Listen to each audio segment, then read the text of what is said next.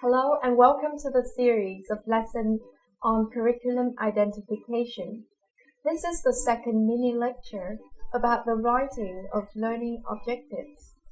There are four main parts in the lecture: general definition, what learning objectives emphasize, components of learning objectives, and characteristics of clear statements of objectives. Let's move on to the first part. When we design a lesson, we usually start from learning objectives. We need to know what students will be able to do upon the successful completion of the lesson in order to decide what should be taught. Sometimes learning objectives are given to us. Sometimes we need to write our own learning objectives.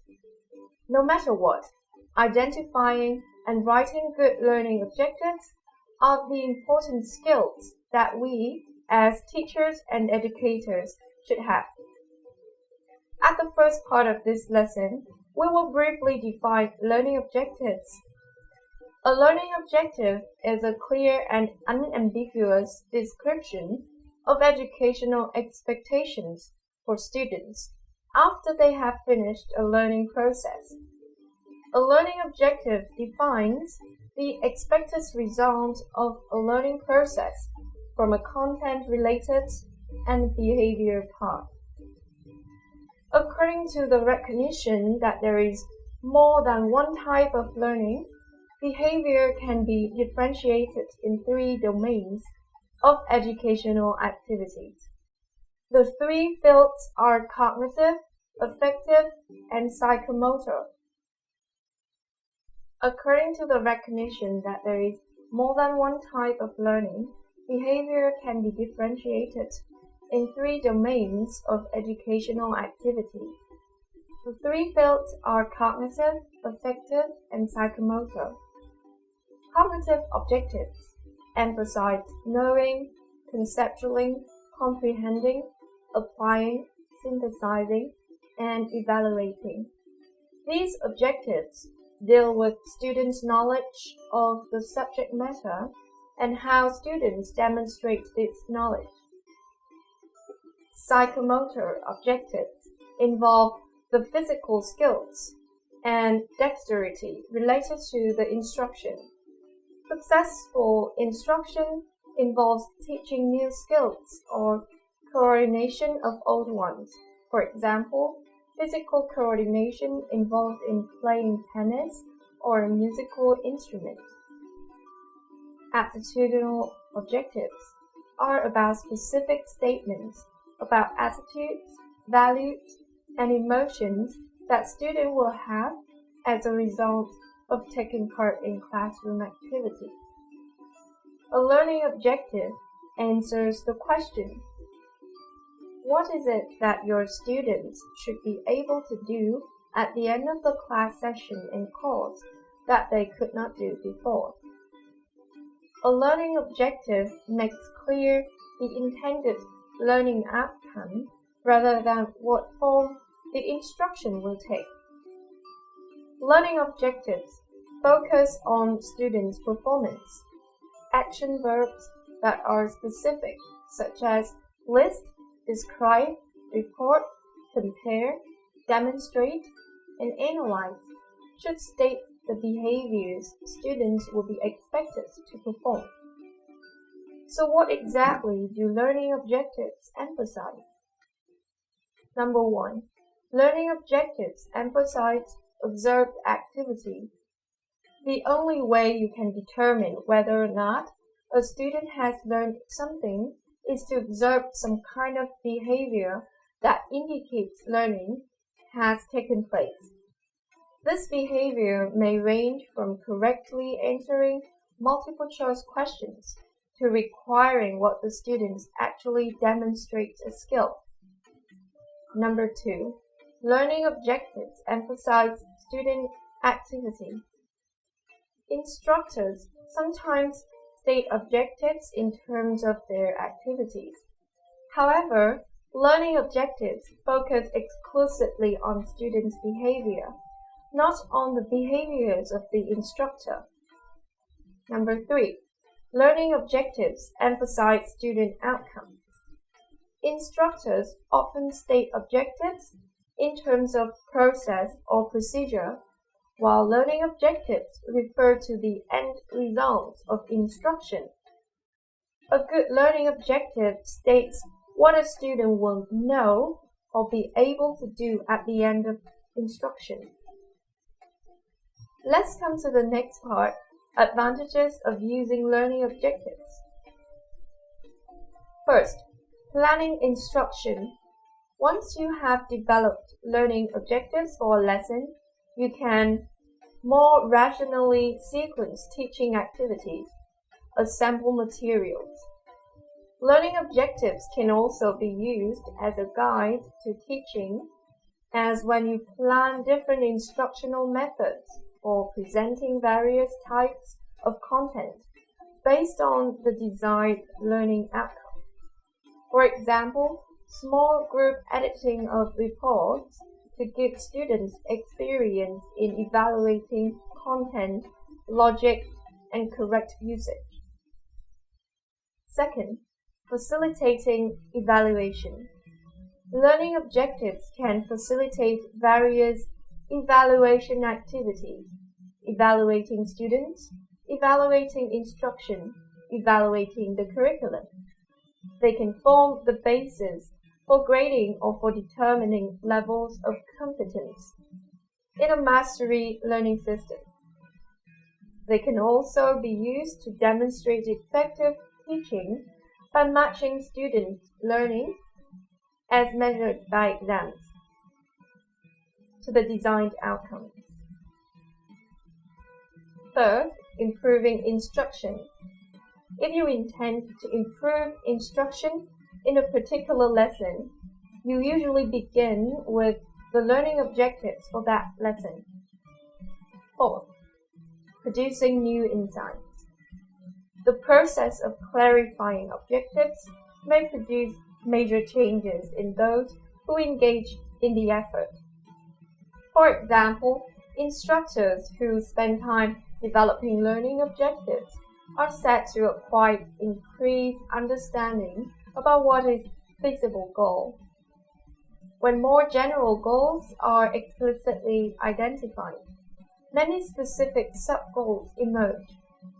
Since it may not be possible to reach all the sub-goals, a hierarchy or trade-off system of goals must be produced. Educational theorist Robert Mager created a clear framework for developing learning objectives, in which they are constructed around 4 main components: audience, behavior, standards, and condition. In terms of audience, specify the intended audience. In most cases, this will be the intended participants of the training or lesson. For example, participants, trainers, students will ... About behavior or observable action verb. Choose an action verb that best describes the type of behavior that the student needs to display after the lesson. Action verbs state the specific behavior the student is expected to perform after attending the lesson. This might include list, explain, or identify. The action verb is the most important component of the learning objective because it indicates what will be accomplished through the lesson. Try to avoid verbs such as understand, know, or increase awareness of, as these are not easily measurable. For example, It is preferable to have an objective that says, students will be able to list the criteria for classifying consonants, rather than students will understand the criteria for classifying consonants. The third is standard. Determine to what standards the task must be performed. Standards describe the level of proficiency to be elicited by the teaching. In other words, how the learner will be able to perform in terms of quantity, quality, and time limitations. It will answer questions such as how many, how fast, or how well. Examples of standards include within a given time period, in compliance with criteria presented by teachers, 90% of responses. The last is condition. Determine under what conditions the task must be performed. The actual conditions under which the task will occur or be observed speak to time and place. For example, by the end of the lesson, students will be able to list 3 criteria for classifying phrasal verbs. The condition might also be identified tools, procedures, materials, aids, or facilities to be used in performing the task. For example, by checking a chart. When you combine these elements, you get effective learning objectives. For example, following this lesson, the students will list correctly 4 types of English phrasal verbs. Considering the 4 components of learning objectives mentioned earlier, condition, the actual conditions under which the task will occur. To be exact is time. Following this lesson, the intended audience are students. Behavior is list, the action verb that best describes behavior that the student needs to display after the lesson. Standard includes correctly and for. Effective learning objectives are SMART, S, specific, M, measurable, observable, A, action-oriented, R, reasonable, and T, time-bound.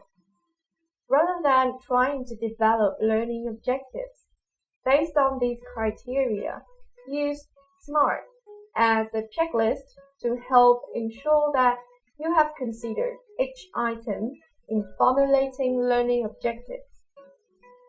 Specific means that the learning objective describes the knowledge, attitudes, or skills that a learner should be able to demonstrate following exposure to a teaching strategy or learning activity. Measurable means that achievement of learning objectives can be measured by test items, observation, problem-solving exercises, or other evaluation methods during or after the session. Action-oriented means that the objective includes an action verb that demonstrates change or acquisition of knowledge, attitudes, or behaviors. Reasonable means that the objective reflects realistic expectation of knowledge, attitudes, or behavior acquisition, change given the conditions for instruction. For example, time and size of group, scope of training. Time-bound means that the objective specifies a time frame in which learners are expected to achieve the learning objectives, usually by the end of the lesson. Now, I will provide you with some examples of SMART objectives. Following this lesson, which is time-bound, student will describe is action-oriented, 4 factors, specific, measurable, reasonable, that increase global warming. After attending the lesson and studying the assigned handout, which are time-bound and reasonable, participants will list the action-oriented 4 types of English phrasal verb, specific and measurable. Here are examples of poorly written objectives, not SMART objectives. To have adequate knowledge of vowels. This objective is not time-bound, which makes it difficult to determine if it is reasonable or not. The action verb is have, which is not specific. Simply stating adequate knowledge is not specific enough to measure. To understand writing strategies used for argumentative essay. This objective is not time-bound, which makes it difficult to determine if it is reasonable or not. The verb understand is not an action verb and is not easy to measure. Although we could try to measure understanding through a test or demonstration of some kind, there are more specific verbs to use in place of understanding, such as distinguish, estimate, explain, generalize, infer, interpret, paraphrase, rewrite, summarize, or translate. I hope that this lesson will help you in writing effective learning objectives. That is the end of the lecture. Thank you for listening.